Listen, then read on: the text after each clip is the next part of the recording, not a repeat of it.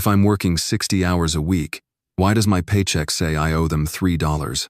Marcus Bell paused mid-chew, his fork hovering just inches from his mouth. The slice of toast suddenly felt dry in his mouth, like it had turned to paper. He looked up, stunned not because the girl was loud or confrontational. In fact, she'd said it casually, almost like she was joking to herself. But the truth behind her words hit like a slap. He studied her more carefully now. Mid-20s, maybe younger. Petite frame wrapped in a diner apron 2 sizes too big. Her sneakers were worn to the soles, and her ponytail was barely holding itself together. The name tag pinned to her chest read, Lena, though the plastic was cracked, like it had lived through more shifts than it should have. She didn't even realize what she'd said. Marcus leaned back in the booth, his heart giving a slow, sinking thump. For a man who had built a company preaching dignity in every shift, the irony tasted worse than the coffee. It was supposed to be a quiet visit. No fanfare, no cameras, no press. Just Marcus disguised as Henry Tate. Flannel jacket zipped halfway, trucker cap pulled low, checking on the heart of his restaurant chain the only way he knew would reveal the truth. Anonymously, from the inside. He had chosen this diner random liar, so he thought. Sunrise number 17, tucked in a quiet corner of Columbus, Ohio. It looked normal enough on the outside. Same signage, same color-coded aprons, same laminated menus. But inside, something was off. He'd felt it the moment he walked in, like the walls were holding their breath. Now, he was sure. That single line from Lena, it unraveled everything. No one else heard it. No one reacted. The young man behind the register, clean haircut, pressed shirt, AirPods in one ear, kept tapping at the touchscreen like his fingers were too important to rest. The manager, a man named Travis Cole according to the welcome board, hadn't been seen once in the past 40 minutes. And Lena? She was moving nonstop, balancing 4 tables, grabbing ketchup bottles, clearing plates, all with the practiced rhythm of someone used to being overworked and underappreciated. Marcus turned his head slightly, watching her move to the next booth, smile tightly, refill coffee. Her motions were efficient, but there was no spark, no joy, only grit. He pushed his plate forward and cleared his throat as she passed again. "Excuse me, miss?" She stopped, tired eyes flickering with politeness. "Yes, sir? Did you mean what you said? About owing money on your paycheck?" She blinked, then hesitated. "It's just a joke, I guess." Her voice dipped. "Sort of. My last check was, well, after taxes, insurance, and miscellaneous corrections, it came out negative. I had to ask my mom for gas money, again." Marcus stared at her, struggling to keep his expression neutral. Miscellaneous corrections? That was not policy. Not even close. "Have you spoken to the manager about it?" She glanced over her shoulder toward the hallway that led to the back office. Her answer was a dry laugh. "He says, it's the system, or accounting, or whatever excuse works that day." I stopped asking. "Doesn't change anything." Then she gave a small shrug, like it was just the weather, and moved on to clean the booth next to his. Marcus sat still for a full minute. He wasn't just angry. He was ashamed. He had stood in boardrooms defending this company, sold it as a model of ethical operations and employee care, told investors proudly, "We build people first, profits second." But what Lena had just said offhandedly, unknowingly, was a crack in the foundation. If her story was true, it meant something in the chain was rotting. And not just from a bad manager. This was systemic. He watched as Lena reached into her apron and pulled out a small, battered notebook. She flipped it open on the hostess counter between runs columns of dates, hours worked, shifts covered, tips earned. All handwritten, all detailed. The kind of tracking someone does when they know the official system isn't on their side. She didn't raise her voice. She didn't protest. She just kept a worn notebook quietly documenting every hour, every tip, every row. If that broke your heart even more than the paycheck line, give Lena a like. And tell us, where are you watching this from? Someone near you might be feeling the same quiet rage. That's when Marcus knew. This wasn't just one bad check. This was a symptom, a warning, the kind that didn't show up in spreadsheets or quarterly reports but lived in the margins of someone's notebook. He slid a business card from his walletone printed under a shell name, tied to a private inbox, and scribbled on the back, "Keep tracking. Don't share yet. Someone sees you. He folded it and tucked it under his untouched toast. As he stood to leave, the bell above the diner door gave a lazy chime. Outside, the sky had lightened just a little, but it was still gray. Still uncertain. Marcus paused at the threshold and looked back. Lena was wiping down a table, nodding politely to a grumbling customer. She didn't smile anymore, not even the polite kind, and somehow, that hurt more than anything. Back in the truck, Marcus gripped the wheel tight, jaw clenched. The logo on the diner's window reflected faintly in the glass. True Heart eats real food, real people. He muttered under his breath. Real people don't pay to work. And I didn't build this to become a lie. The engine turned over. He had seen enough. Marcus didn't sleep that night. He'd driven back to the company-owned condo just outside Columbus, tossed his jacket over the kitchen chair, and sat in the dark for over 2 hours, the coffee still on his breath, the words still in his ears. My paycheck says I owe them $3. It wasn't just a throwaway complaint. It was a red flag wrapped in exhaustion. And that notebook, Lena's battered, handwritten ledger, wasn't paranoia. It was evidence. He poured himself a glass of water and stared at the flickering street lamp outside. Something had shifted inside him. This wasn't just a broken policy. This was personal. By 5 a.m., he was parked 3 blocks from the diner again, still disguised as Henry Tate. The streets were quiet, a city waiting to stretch awake. He sipped gas station coffee and waited for the lights inside the diner to flicker on. They did. At 5:26, Lena arrived first, helmet in hand, stepping off a rusted red bicycle with a torn seat. She locked it behind the dumpster, then walked through the back employee door. Marcus watched her disappear inside, then picked up his phone. "Deborah," he said, voice low. "It's happening again." Her sigh on the other end was immediate. "What did you see?" "Not just favoritism, theft. She's got a notebook. She's writing it all down. I saw the tip system being handled by a couple of pretty boys while she ran the whole floor. I think they're rerouting tips through the POS. Who's the manager?" "Travis Cole." Pause. "Oh," Deborah said sharply. "He's still with us?" "Apparently promoted by Jeff Meltonone of the old investors. That tracks?" "Too well." "Deb," Marcus said, rubbing his temple. "It's deeper than I thought. This isn't an attitude problem. This is a structure problem. They've manipulated access. Some of these kids don't even have login rights. Tips are rerouted, hours clipped, even deductions labeled as miscellaneous corrections. I'm not imagining it. And Lanashi's not the only one. You're planning to blow this up. I'm planning to fix what should have never been broken." "Okay," she said, "but don't go in blind. Let me run a quiet trace on the POS system. I'll loop in internal security. If there's unauthorized rerouting, she'll find it." Marcus nodded, even though she couldn't see it. "Good. And Deb?" "Yes? Get me the last 3 months of payroll discrepancies, quietly." "Done."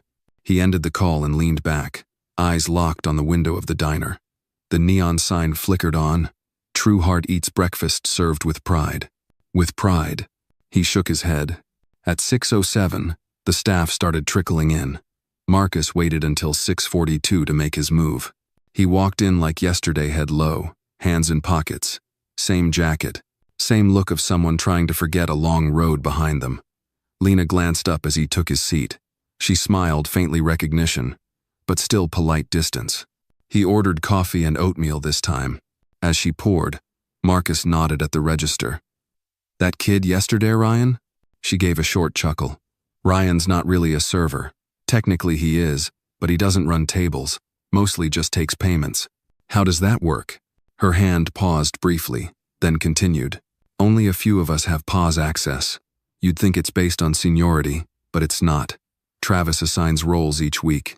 Ryan always gets lead register. Always. What about you?" "I'm on the supplemental list. Means I can serve food, bus tables, roll silverware, but I can't enter payments. I'm not allowed to touch the screen." Marcus raised an eyebrow. "Why not?" She lowered her voice, eyes flicking to the back hallway. "Because I'm not related to anyone." That stopped him. Lena set the pot down and leaned slightly closer. "Travis is the manager. Ryan's his nephew. Jason the other guy by the POS is Ryan's friend from school. They always work the same shifts. They always split tips digitally. I've had shifts where I made over $400 in sales but only saw $15 at the end. Marcus leaned back, digesting that. And you've never complained?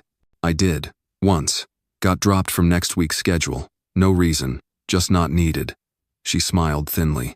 Now I just write it down. Every shift. Every dollar. Still have that notebook? She nodded, cautious. Don't lose it, Marcus said softly. It's going to matter. She studied him then.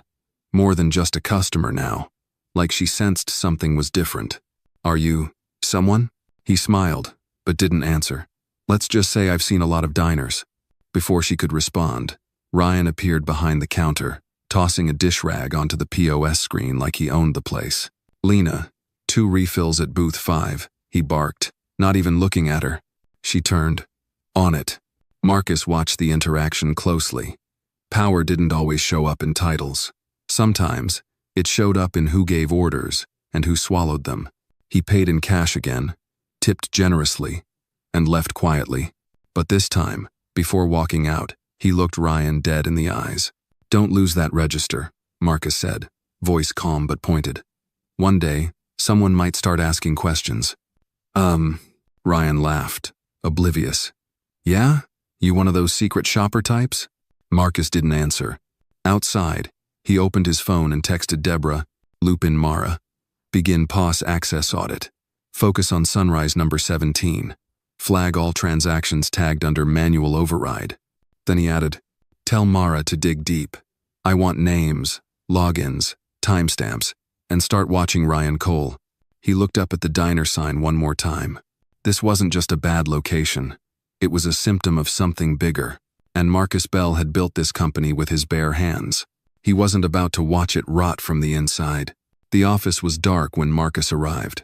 Not the kind of darkness that comes from a lack of light, but the kind that settles when too many things have been hidden too long.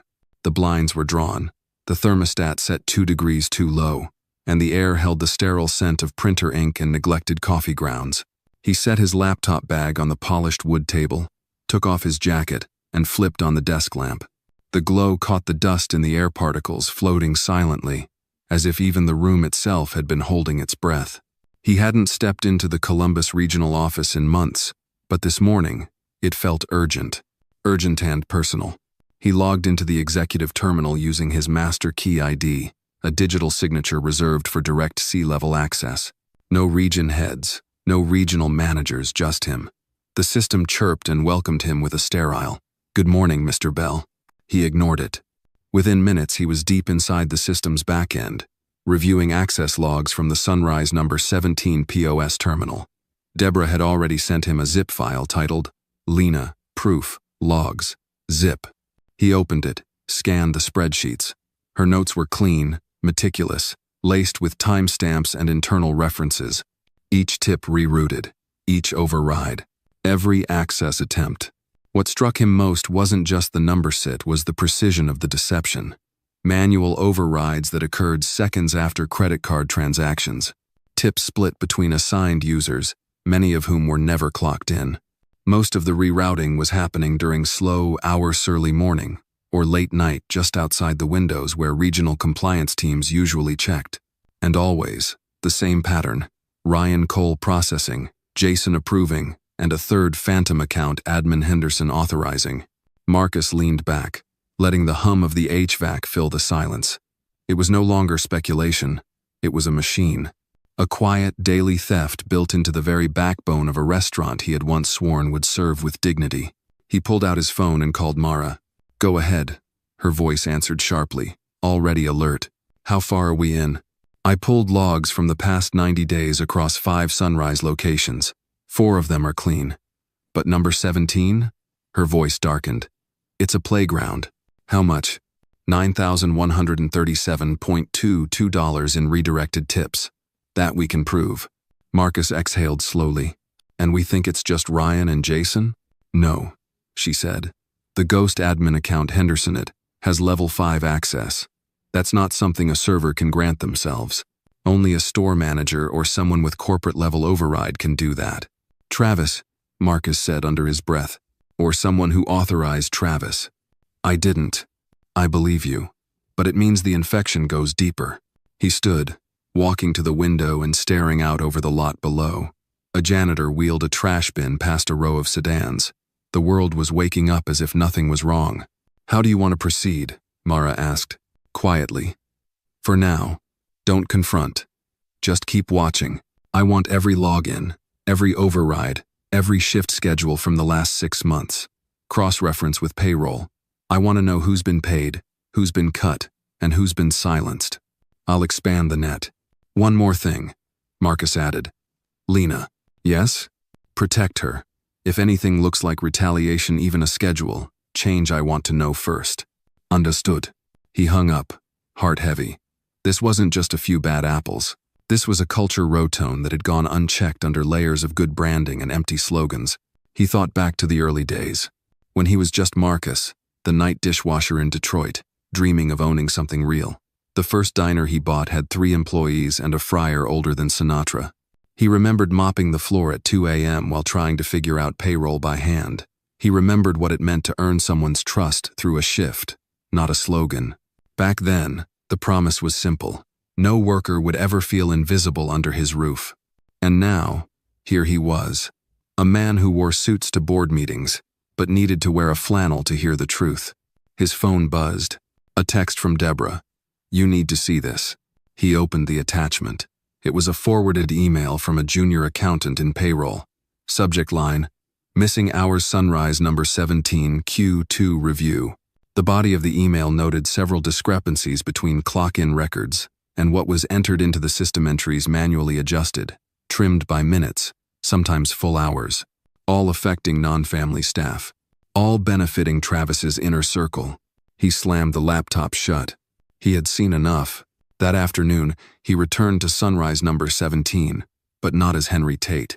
He parked right outside the front door. No disguise, no jacket, just a charcoal gray suit, polished shoes, and a clipboard under one arm.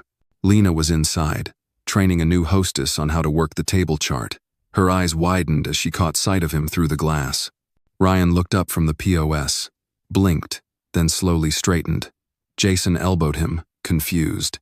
A manager, Travis, emerged from the back hallway, still tucking in his shirt and laughing with a delivery guy. The laughter died the second Marcus stepped through the door. He walked past the booth slowly. His steps were deliberate. The click of his shoes on the tile was the only sound in the diner. Then he stopped at the counter, adjusted his cuffs, and met every eye in the room. "Good afternoon," he said, voice firm. "I won't take much of your time, but I will take back my restaurants." Lena stared, her mouth open slightly. The new hostess beside her froze, not understanding. Ryan shifted nervously behind the register, and Travis's face went pale as paper. Because he knew. Marcus looked at no one in particular when he spoke next. "There's a virus in this place. It doesn't show up on health inspections.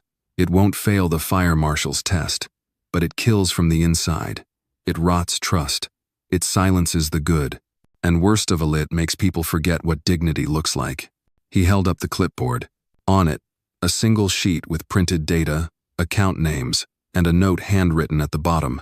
"This is where it ends." The room stayed silent. Tomorrow would bring audits, suspensions, and press releases.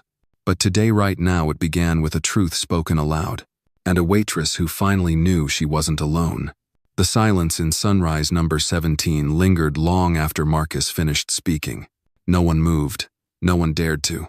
Even the sizzling from the griddle in the kitchen seemed to dim, as if the diner itself were holding its breath. Travis's lips parted, but no words came out. Marcus didn't wait. He turned to the nearest booth, placed the clipboard down with a soft thud, and removed the single page on TOPA condensed report prepared by Mara just that morning.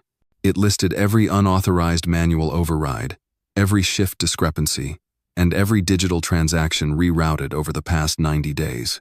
At the bottom of the page were 3 names in bold: Travis Cole, Ryan Cole, and Jason Weller. He slid the page across the counter, letting it stop just inches from Travis's trembling hand. "I suggest you read it," Marcus said, "before corporate security finishes printing the rest." Travis's voice cracked. "Siri, I wasn't aware." "Save it," Marcus interrupted cold. "This isn't a conversation. It's a reckoning." Behind him, Lena was still frozen in place. Her hands clutched a receipt pad, her pen hovering midair. She looked like someone who had just seen the world tilt a few degrees and wasn't sure whether to cry or run. Marcus met her eyes and gave the smallest nod. Then he stepped aside as Mara entered. No uniform, no introduction, just a dark blazer, Idaho clipped to her belt, and a tablet in her hand. She moved swiftly, efficiently, and without hesitation. Her fingers danced across the screen as she activated live access to the diner's POS system. "System scan initialized," she said calmly. "Please do not attempt to access the terminal until we're finished." Ryan, who had edged backward behind the counter, looked pale now. "What is this? You can't just—" "I can," Mara said. "And I am." Marcus walked toward the register. "You thought no one noticed, that you could quietly skim from the people too tired to fight back. But you made one mistake." He turned his eyes on Lena. "You forgot that someone always sees." Lena's expression cracked. Her eyes welled, but she didn't blink. She stood taller. "I kept everything," she said softly. "Every tip, every shift, every time they said the system was down or the numbers were wrong. It's all in my notebook." Marcus smiled faintly. "And it matches our audit exactly." Mara glanced up. 76 shifts, over $9,000 misappropriated, all signed off by Travis and Ryan. Travis finally found his voice. "I swear I didn't authorize." "You did," Mara replied. "The admin access came from your login, multiple times, including while you were off the floor, which suggests delegation or collusion." Jason tried to slip toward the back exit, but another internal security agent, previously unnoticed in the corner booth, stood up and blocked the path. "We'll be needing all three of you," he said. "Now." Marcus turned to the rest of the staff. "I know some of you saw what was happening, and maybe you were afraid. Maybe you thought if you kept your head down, you'd be spared. But let me make something clear. Good people don't get punished here. They get promoted. They get heard. And starting today, that begins with Lena." Every head in the diner turned to her. She didn't speak. She didn't have to. The look on her face, half disbelief, half relief, said everything. Marcus continued. "A new policy is going into effect today.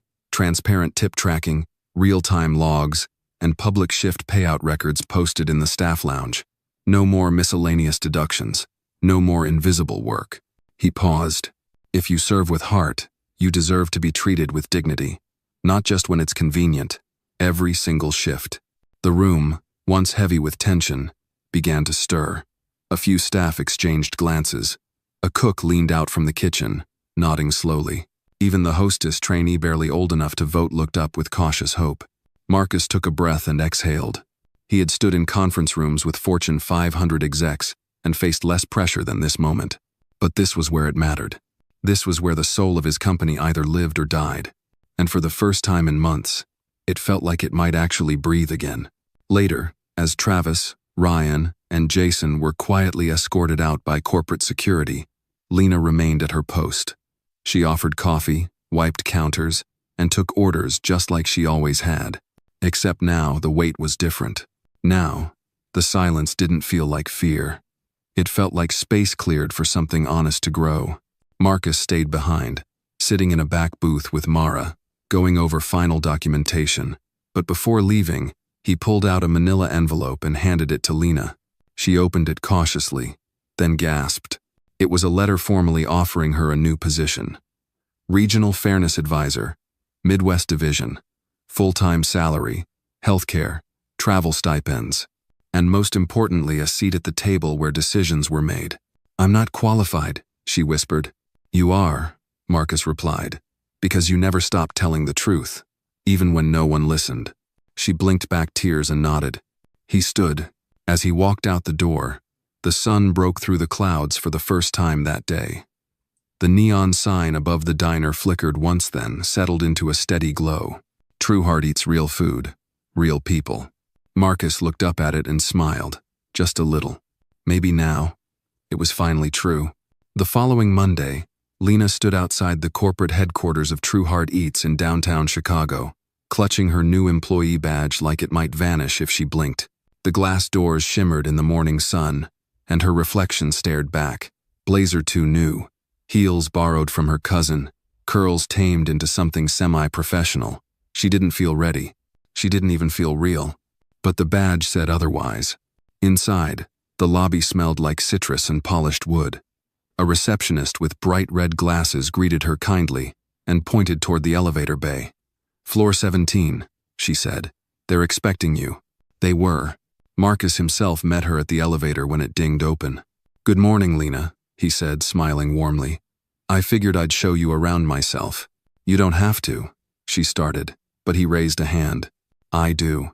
Because if I've learned anything in the last week, it's that the people who've been ignored the longest often have the most important things to teach." She followed him through a maze of glass walls and soft carpets, past rows of cubicles and focused employees tapping away on tablets. It was all so quiet, professional, controlled, a far cry from the sizzling chaos of Sunrise number 17. He led her into a small conference room where two others were waiting. Deborah Ruiz, his longtime ethics advisor, and Mara, the internal investigator who'd cracked open the Sunrise case. "Lena," Deborah said, standing, "it's an honor to meet you in person. What you did took courage." "I didn't do anything special," Lena said quickly. I wrote it down. I didn't want to forget."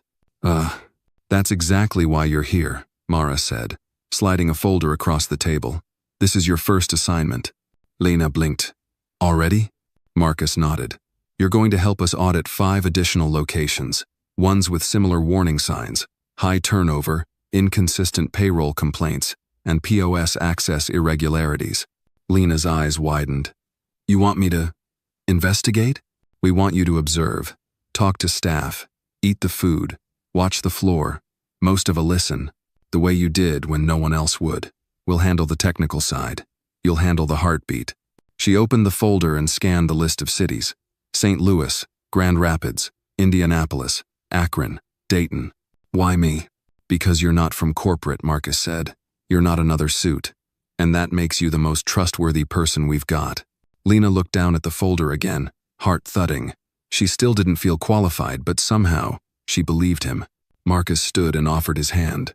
"Welcome to the fight, Lena." She shook it, slowly. "Thank you for seeing me." He smiled.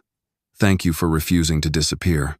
The next week passed in a blur of travel, diner booths, interviews, and long hours spent truly listening to staff who'd long stopped expecting anyone to care. Lena found herself sitting beside fry cooks and busboys, shift leads and exhausted mothers on double shifts. She heard stories that echoed her own tips gone missing, schedules weaponized, promises broken with a smile. She filled notebooks with their words.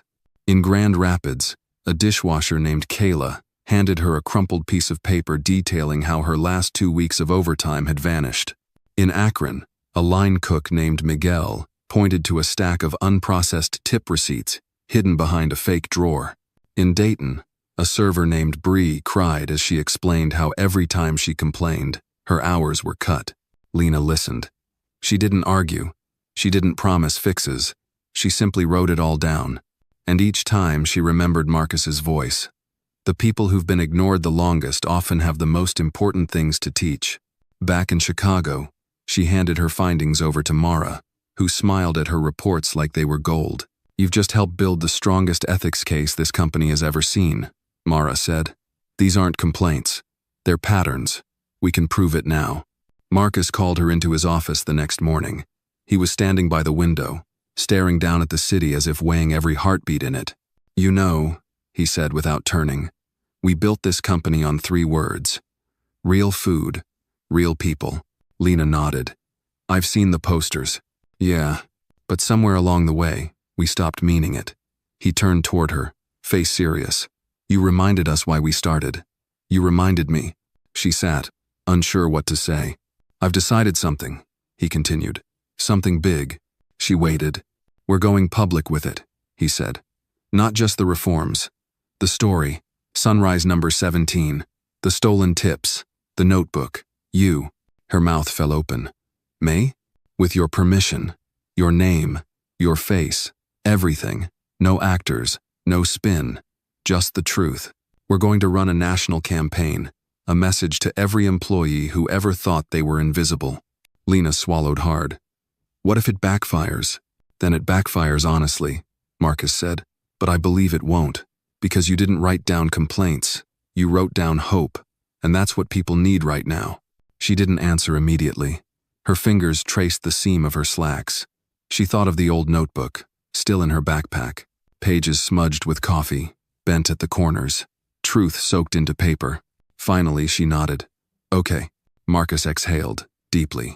Then let's tell the country what justice looks like in an apron. 2 months later, the first video aired. It opened with a shot of Lena refilling coffee. Real diner, real morning light, her voice narrating. I never thought anyone would read what I wrote, she said. I just knew I had to write it down. Because silence makes you disappear. And I didn't want to disappear.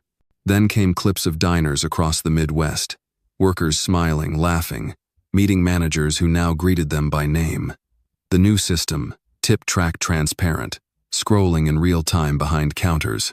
In the final frame, Marcus and Lena stood together outside Sunrise number 17. And below them, the words, real food, real people, real justice. Phones rang, applications surged, press flooded in. But Lena? She kept traveling, kept listening, kept writing, because somewhere, she knew, another waitress was whispering to herself, why does my paycheck say -$3? And this time, someone would hear her. Winter came early that year. Snow began dusting the rooftops of Chicago before Thanksgiving, and Lena found herself on a red-eye to Denver, wrapped in a heavy coat that still smelled faintly of fryer grease. Her title was now official, Regional Fairness Advisor, Midwest, West Division. Her badge had changed.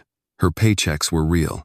But what hadn't changed, what never would, was the feeling she got when she stepped into another anonymous diner and felt the quiet weight of unfairness lingering in the air. This new location, Sunrise number 34, sat on the edge of a truck route in suburban Aurora, Colorado. From the outside, it looked the same as the others. Frosted windows, neon sign, a home of the best biscuits banner peeling slightly at the corners.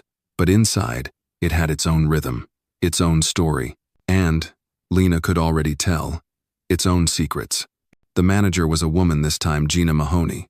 Crisp ponytail, clipped tone, smile that didn't quite reach her eyes. She offered Lena a firm handshake and an overly rehearsed welcome speech. We run a tight ship here, she said. I've been told this is a random quality review. Lena smiled politely. Not random, routine. Just here to observe.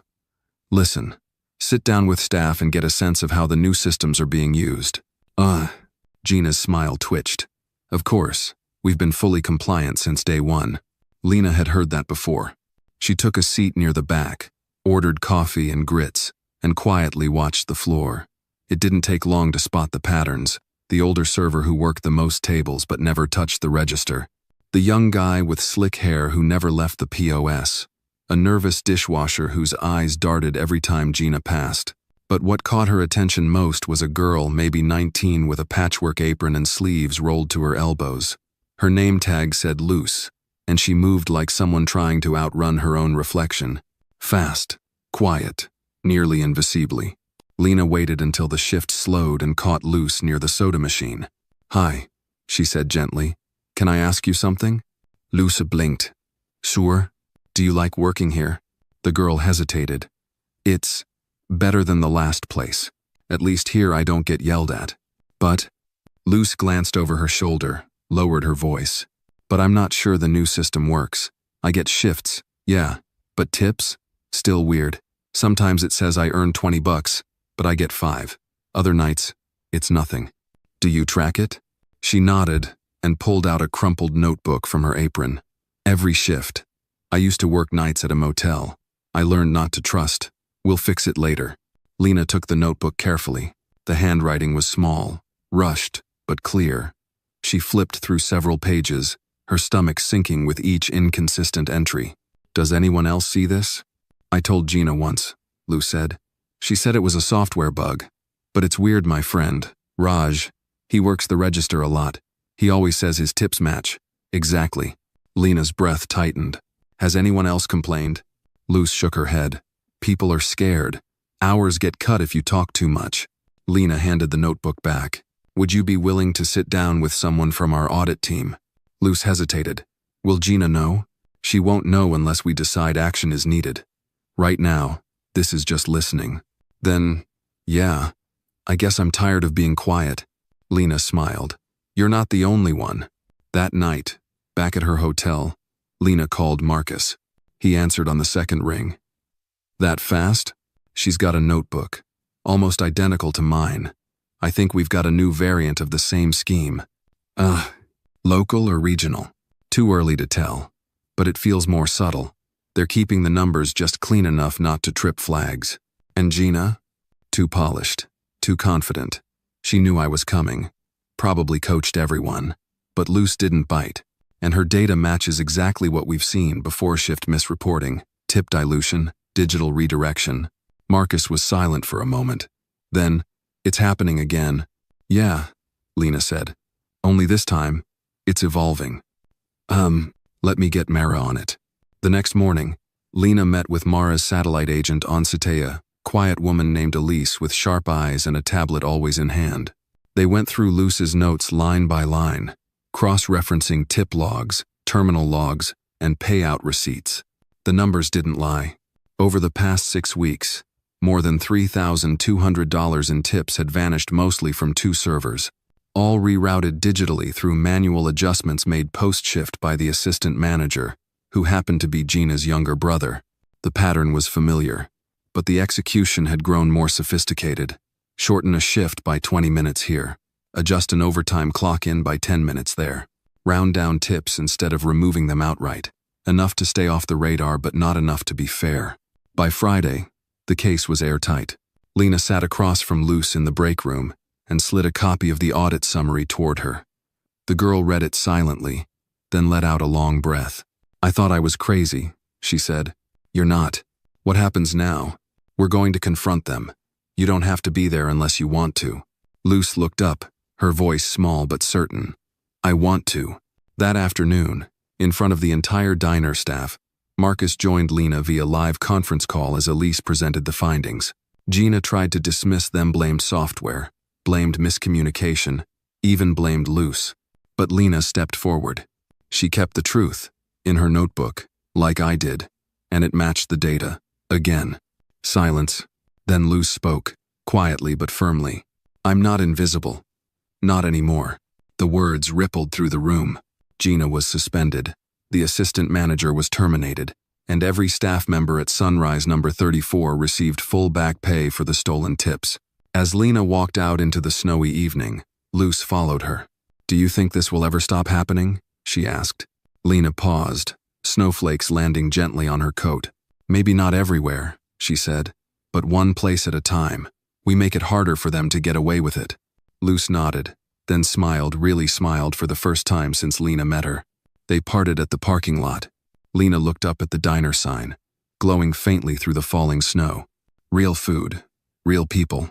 And now, slowly, real justice was starting to follow. A month later, Lena sat at the edge of a long, gleaming boardroom table on the 22nd floor of True Heart Eats headquarters. The skyline of Chicago stretched wide behind her, but she barely noticed. Her notebook was open in front of her, the same one she'd used since the beginning.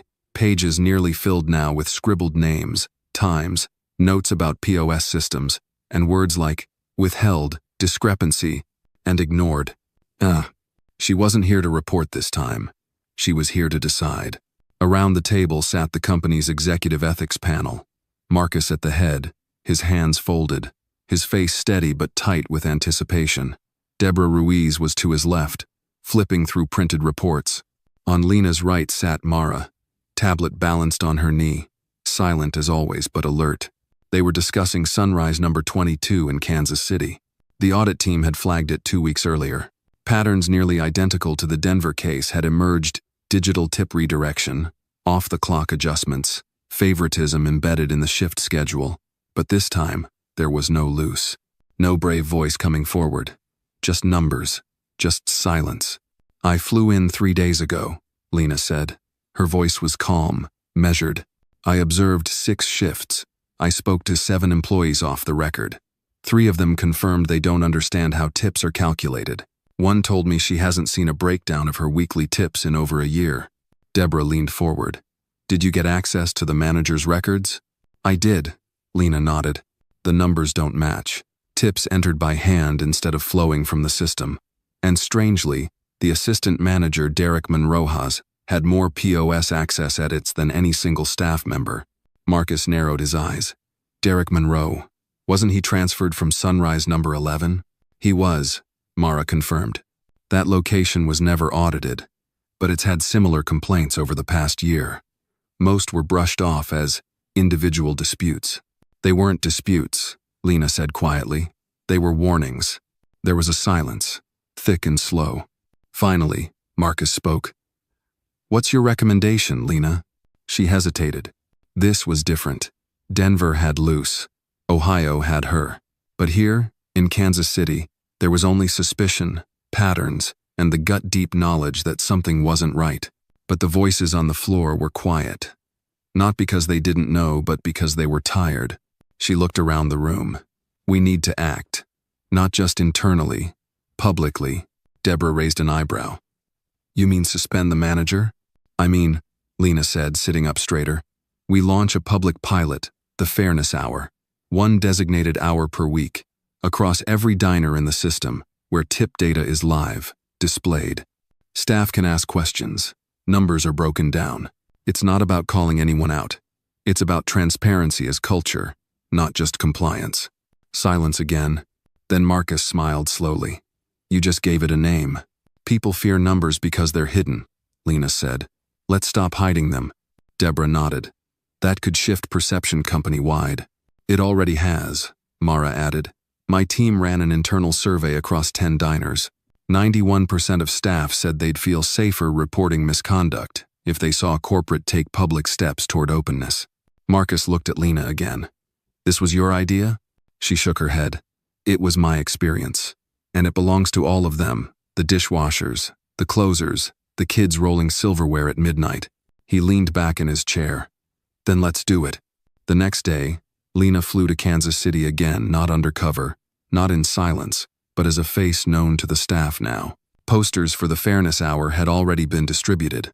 On Thursdays from 3 to 4 p.m., every tip entry would be explained.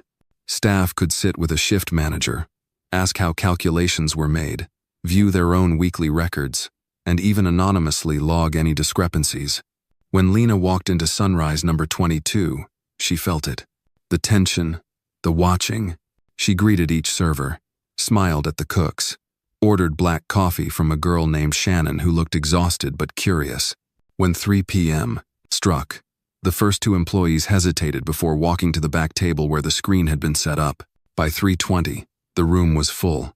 By 3:40, one of the dishwashers raised his hand and pointed to a transaction. Why is this one missing from my sheet? The assistant manager stammered. It must be a system bug. But Lena stepped in. That's what they told me once too.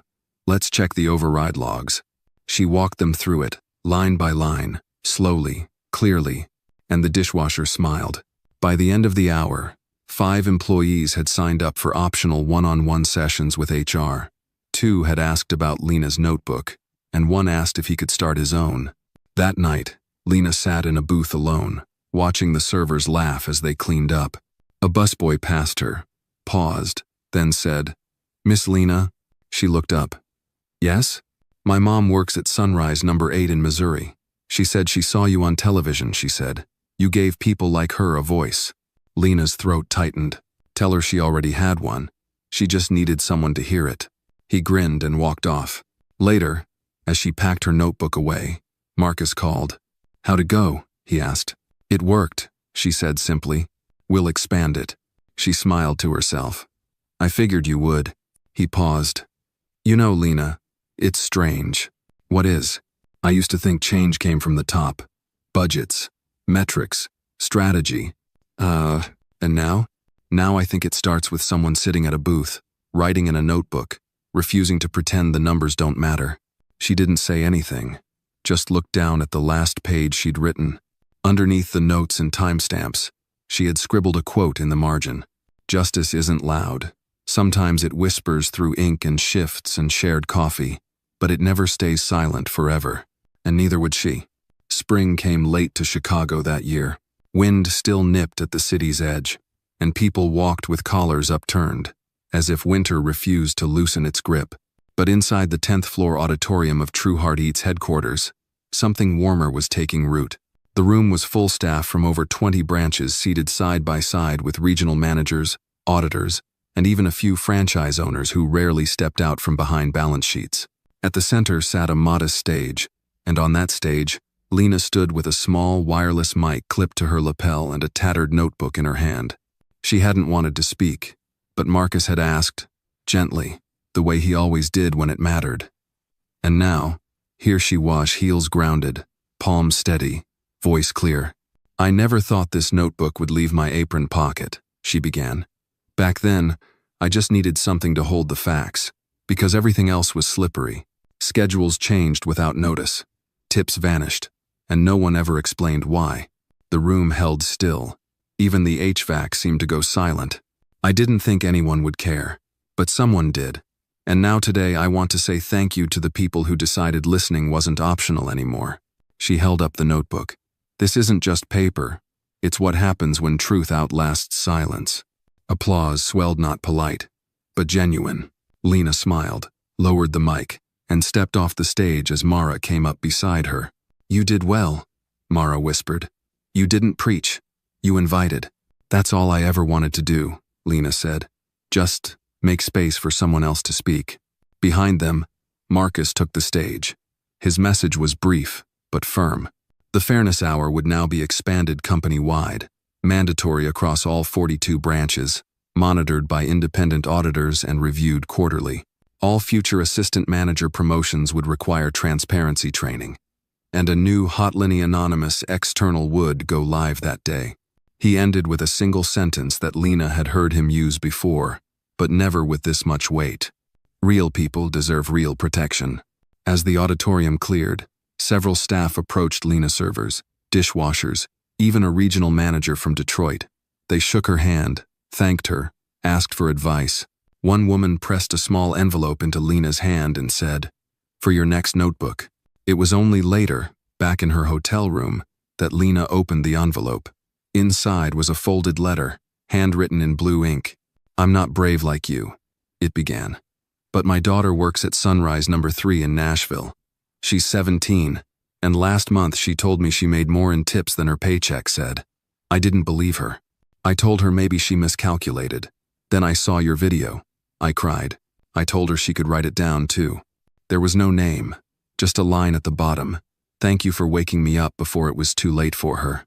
Lena folded the letter carefully, slid it between the last 2 pages of her notebook, and stared out the window at the dark city below. That night, she couldn't sleep.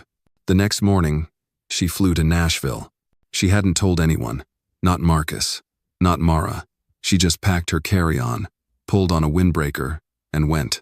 Sunrise No. 3 sat in a quiet strip mall between a thrift store and a pawn shop. It looked tired. Old signage, a cracked window sticker, faded parking lines. But when Lena stepped inside, she felt the buzz, half hope, half tension. She ordered a coffee, Saturday, near the back. Waited. The servers were young. Most couldn't have been older than 20. One girl, short with tight curls and thick glasses, looked especially nervous every time she punched something into the register. When Lena saw her retreat to the back corner of the kitchen with her phone and a small spiral-bound notebook, she knew. She waited until the girl returned with her check, then smiled gently. "Hi, I'm Lena." The girl blinked. From the video? "I am, and I think you have something important to say." She sat down with the girl. Name was Ava and learned that she'd been tracking her hours for 3 weeks. 3 times the tip payout didn't match her terminal activity. She hadn't told anyone. Not even her mom. Not until now. They sat for 30 minutes. At the end of it, Lena handed Ava a card with the ethics hotline and a QR code for submitting a formal claim.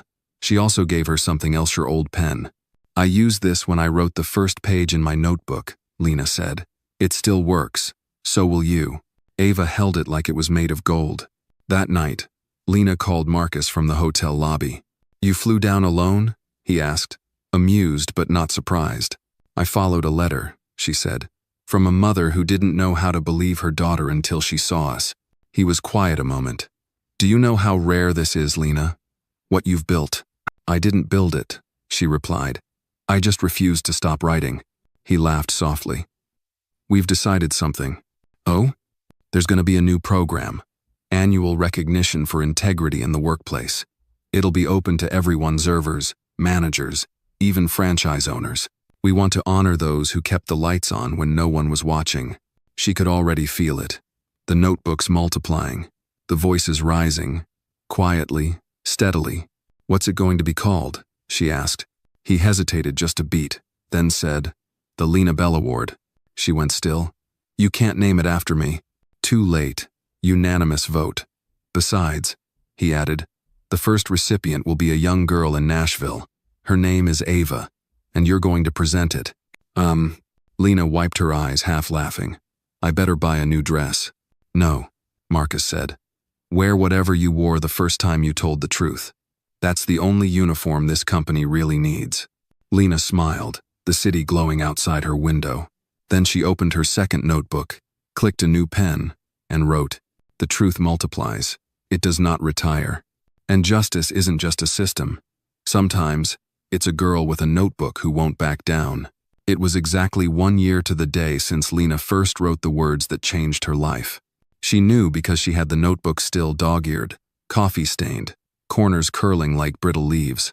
Page 1 was a shift at sunrise number 17, a 5-hour morning rush, 12 tables, and a tip line that had somehow vanished. The ink was faded now, but the feeling wasn't. She stood backstage in a modest auditorium in Indianapolis, clutching that very notebook like it was a compass. Outside, the room was full. Over 400 attendee servers, cooks, regional leads, ethics officers, family members, and among them, Ava, Luce, and even Kayla from Grand Rapids, all flown in for the first ever Lena Bell Award for workplace integrity. The event was part celebration, part reckoning. Marcus had insisted on calling it what it was, a tribute to quiet courage. And tonight, Lena was not just presenting the award. She was closing the ceremony. The crew gave her the cue. Lights dimmed. The MC finished his final remarks, and then the crowd hushed as Lena stepped onto the stage. No spotlight, no podium, just her, standing center stage in a dark blazer over jeans, with her original notebook in one hand and a wireless mic in the other. I didn't ask for any of this, she began, her voice steady. Not the title, not the recognition, not even the justice. What I asked for was a receipt, a fair share, a name on the schedule that didn't disappear. Soft laughter rolled through the room, and knowing. I started writing things down because I was tired of feeling erased. Not angry, not rebellious, just tired. And then one day, a man in a flannel jacket sat at table 6 and actually listened. She glanced toward Marcus, seated in the front row, his arms crossed, watching with quiet pride. And everything changed. She held up the notebook. But this wasn't the start. And it's not the finish. It's a mirror. It reflects every invisible person who ever chose to document instead of shout, to persist instead of quit. She turned, gesturing toward the large projection screen behind her. Photos began to flash, images of diner workers from all over the country. Staff meetings, fairness hours, notebooks opened on break room tables, tip tracking boards mounted behind pause terminals. A new culture, slowly taking shape. The hardest part of this journey, Lena said, was realizing how normal unfairness had become, how quietly it seeps into corners, how often it wears a smile. She paused. But the moment we name it, the moment we say, this isn't right, we crack something open. And that crack is where the light comes in. The room was silent. Many in the crowd leaned forward, not blinking, not even breathing. I've met dozens of people like me now. People who were told to be grateful for half of what they earned. Who were told fairness was a privilege, not a right. And I've watched those same people reclaim their worth, one receipt at a time. She smiled then, a gentle, full smile that reached all the way to her eyes. So, if you're someone still afraid to speak up, let me say this. You don't have to be loud to be heard. You just have to be true. Write it down. Hold it close. And when the time comes, hand it to someone who finally sees you. She stepped back. The applause began softly, then built wave after wave of clapping, whistling, a standing ovation that went on longer than she expected. She held the notebook to her chest and nodded, a single tear sliding down her cheek. After the event, Marcus found her outside on the patio, where string lights flickered gently in the spring air. "You stole the show," he said. "I didn't want to," she replied. "That's why you deserve to." He handed her a small envelope. Inside was a letter on company letterhead, formally appointing her as the new vice president of workplace advocacy, the youngest in the company's history. Lena stared at it. "Are you sure?" "No," Marcus said, "but you are." She folded the letter carefully and slipped it next to the anonymous note from the Nashville mother in her notebook. That book was almost full now. She'd have to start a second one soon. "I don't want to stop visiting the diners," she said. "You won't have to," he replied. "We're building something new. A traveling field office. Ethics on wheels. You'll head it. A notebook on wheels. Really?" She laughed. "I like that." He hesitated, then asked, "Do you remember what you said the first time we talked?" "Probably something clumsy." "No," he said. "You said, 'I'm not asking for applause, just a reason to believe this isn't all there is.' That stuck with me." Lena looked out at the crowd filtering out below them, young servers with folded aprons, older cooks with calloused hands, franchise managers who now asked their staff how they were and actually waited for an answer. "This wasn't all there was," she said. "No," Marcus agreed. "This was just the beginning." They stood quietly for a moment. Then Lena opened her notebook to the last blank page and wrote, "Truth doesn't need permission. It just needs witnesses." She closed it gently and tucked it under her arm, feeling the weight of it one last time. The lights from the auditorium spilled across the patio like a warm current. A new staff member, barely old enough to rent a Karen, up to her, breathless, holding out a worn envelope. "My sister made me promise I'd give this to you," he said. "She's in Oregon, says you made her believe in fairness again." Lena accepted it with a smile. "Then tell her I believe in her, too." The boy beamed and ran off. She looked down at the envelope, at her name scrawled in blue ink, then back out at the night, and she whispered, not to anyone in particular, "No one is invisible. Not anymore." Then she turned and walked back inside, where the lights were still on, and the people were still waiting to be seen.